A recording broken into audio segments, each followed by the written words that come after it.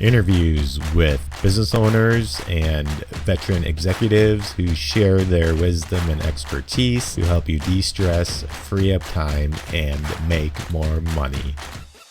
Profits of IT.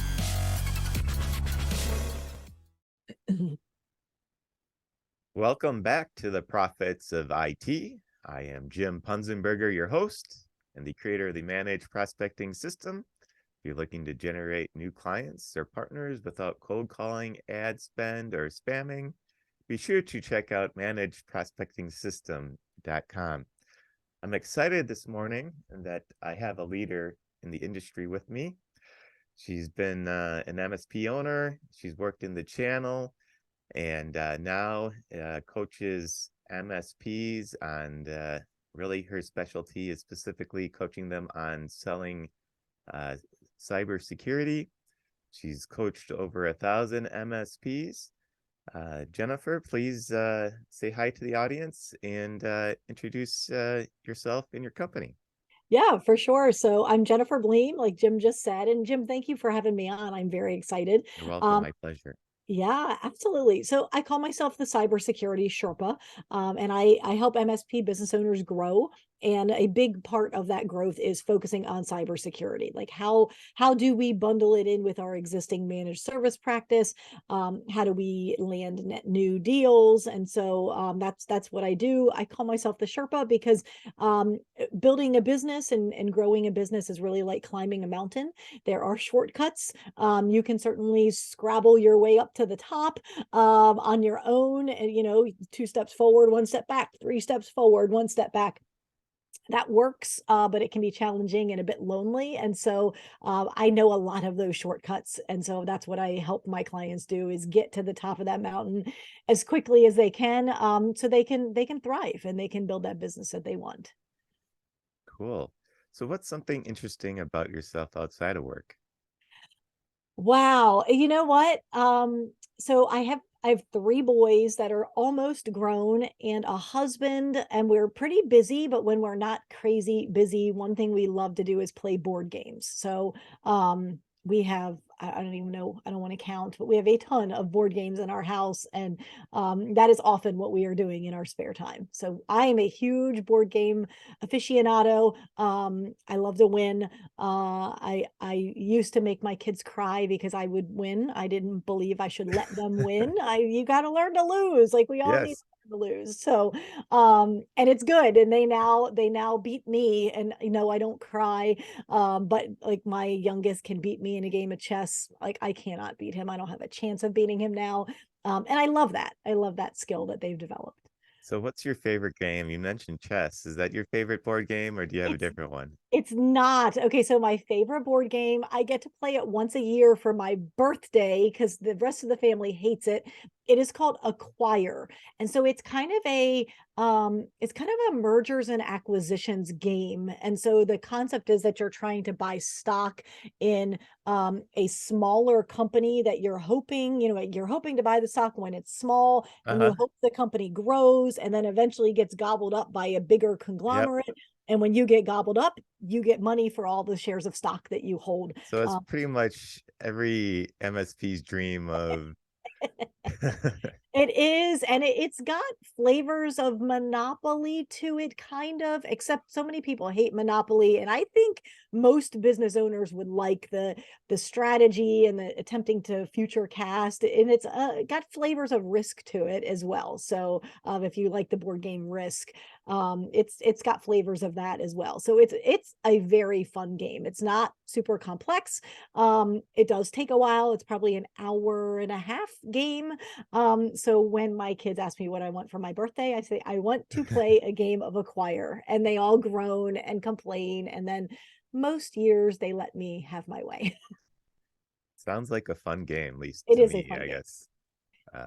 Being an entrepreneur, it sounds like a fun game to me. So anyways, I guess what do you I know you've been excuse me, you've had a lot of success in the industry. What are some of the keys to your success? What might you say is your superpower when it comes to business, and how can others learn from that to be more successful themselves? think one of the keys to my success is just the ability to execute on a lot of things, and not be afraid to quote unquote fail.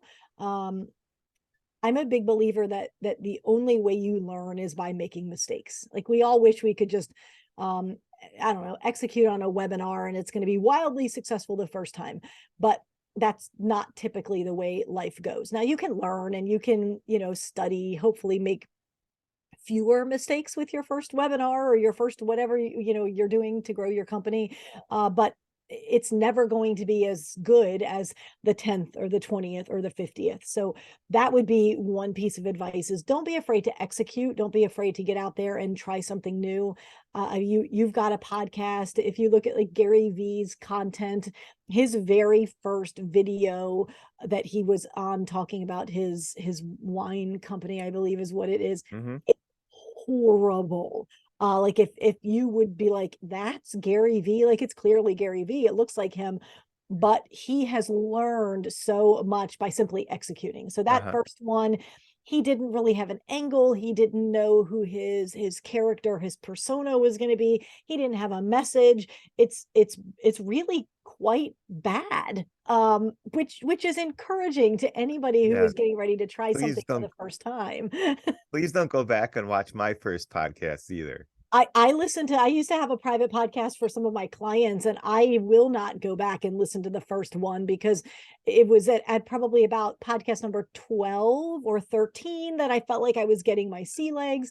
By podcast number 40, I'm like, okay, this is actually fun, but you don't get good the very first time you do something. So you can stack the deck in your favor. You can do some research, you can read some books, you can get a coach, but it's never going to be perfect the first time. So that would be one thing. And then as far as my superpower, I have just within the last year or so realized that the more content I consume, podcasts and webinars and reading books, the more I consume that, the more I'm able to kind of dismantle it and then put it back together in ways that are super helpful to the MSP community.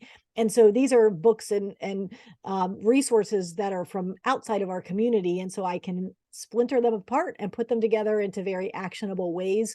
And so because I've recognized that as my superpower, I actually took a speed reading course because I'm like, okay, if I've got this gift to be able to consume content and then dismantle it, put it back together in very actionable ways for my clients and even the community as a broad scope, then I have a like a duty and an obligation to consume more content. Well, that is time consuming. So how do I compress time? Yes. I took a speed reading course. So I'm putting it into action.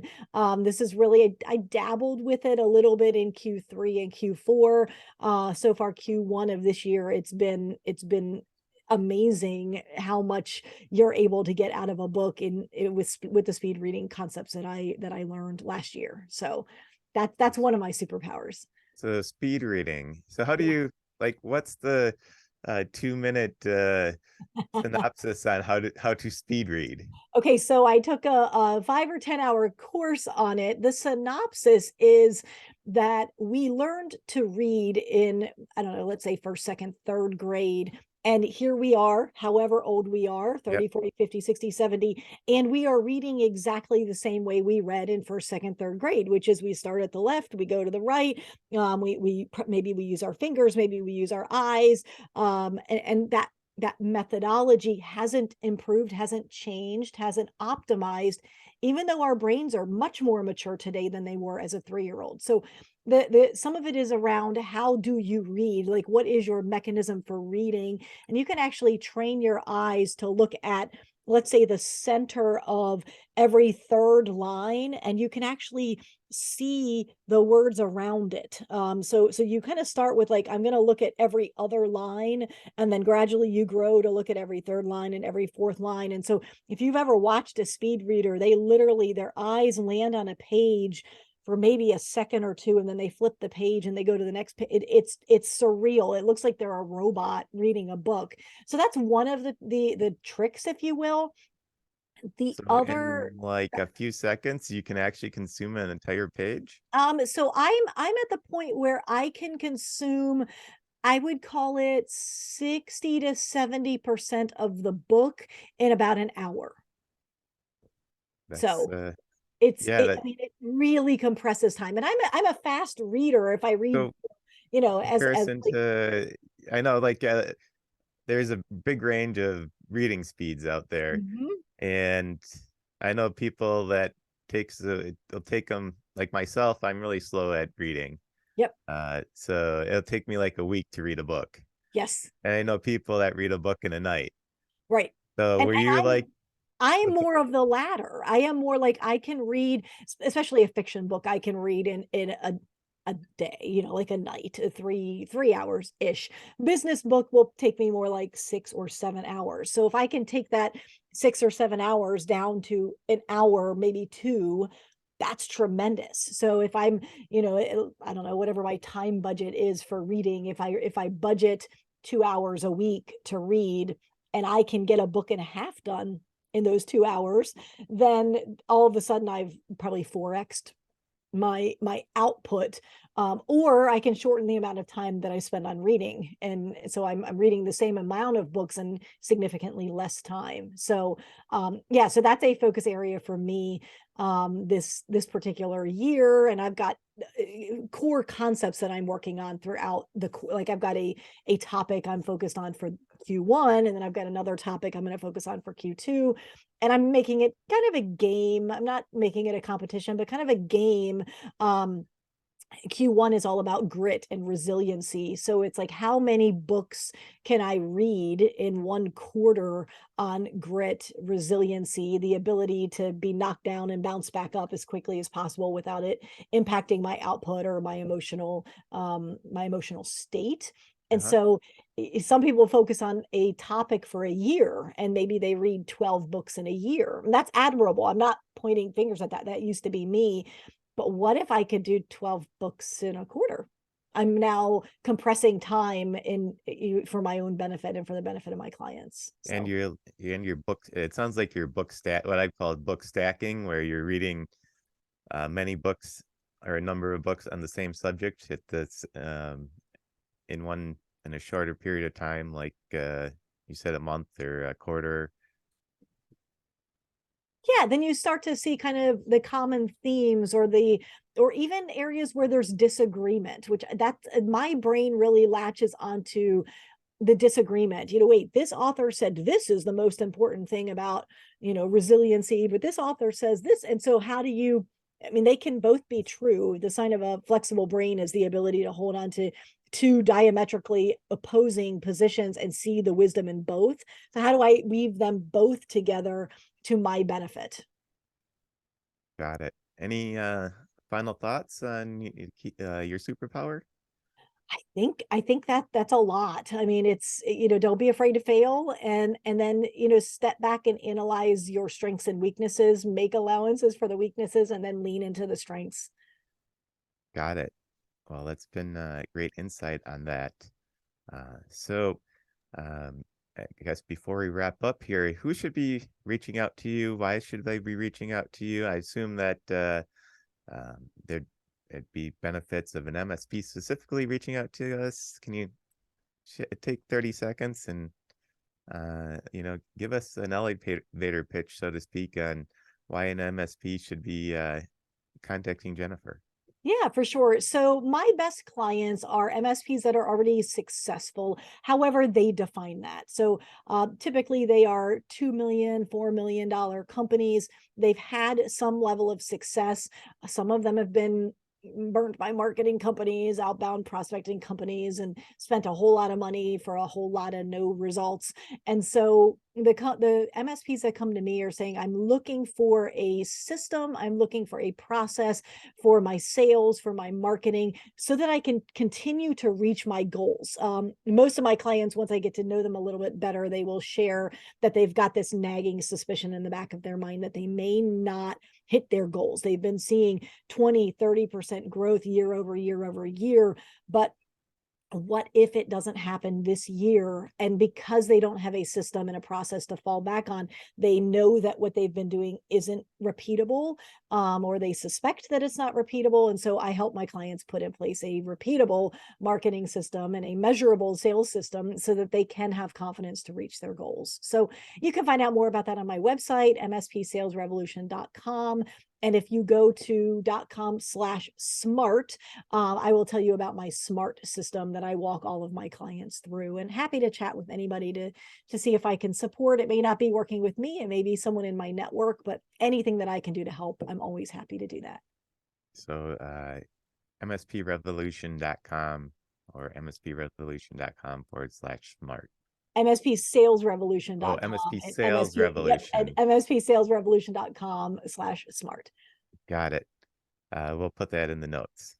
Perfect. I love it. Well, thank you today, or thank you for your time here today, Jennifer. It's been great chatting with you, and I definitely learned something about speed reading. I love it. Awesome. Have an amazing rest of your day. Until the next time on the Profits of IT, I am Jim Punzenberger, your host and the creator of the Managed Prospecting System. Be sure to check out managedprospectingsystem.com. Thank you for tuning in to the Profits of IT. Please smash that like button, subscribe, and share.